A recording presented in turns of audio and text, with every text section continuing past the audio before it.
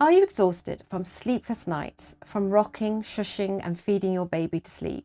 Are the complicated routines that you're trying to follow just not working? Well, I've got some good news. In my 40 years of childcare experience, I've discovered one trick that can transform your baby's sleep, and that is putting your baby in their crib awake with no pressure to sleep.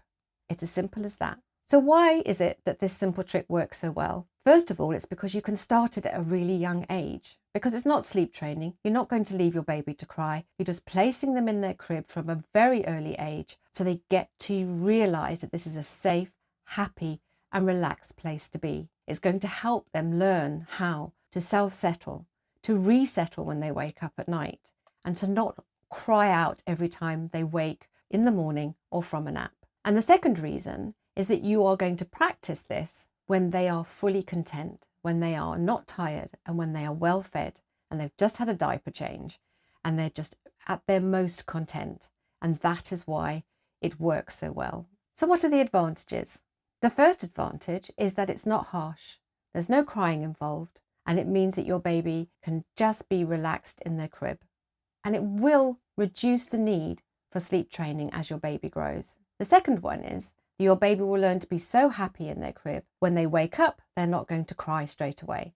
They are going to be happy to lie there and babble and play. And what is more adorable than listening to your baby babble and talk to themselves when they first wake up from a nap or first thing in the morning?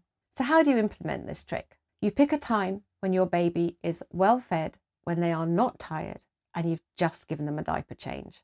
So they are perfectly comfortable, full and wide awake. You then place them in their crib or their bassinet on their back and you give them something to look at. So you put up a mobile, or you can drape a black and white muslin over the side of the crib. So you're giving them some form of entertainment, and then you leave them.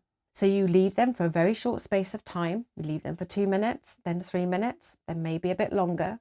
Gradually extend the time that you leave them. As long as they're happy, you can leave them there.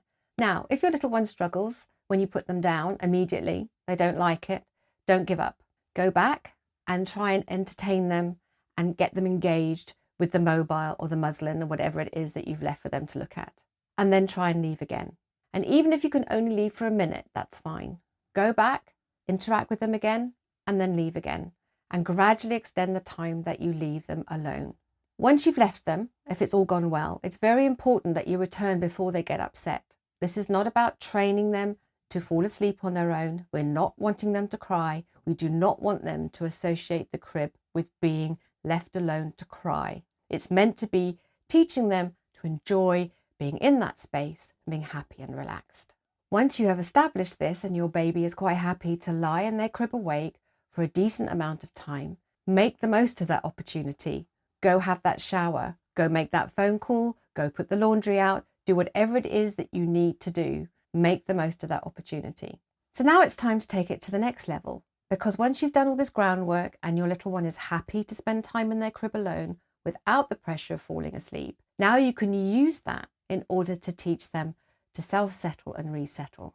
So now is the time to start putting your baby down to sleep while they're awake. And because they've had this practice when there was no pressure to sleep, there's a better chance that they're going to be happy to be put in their crib. You can put the mobile on and they can fall asleep to it.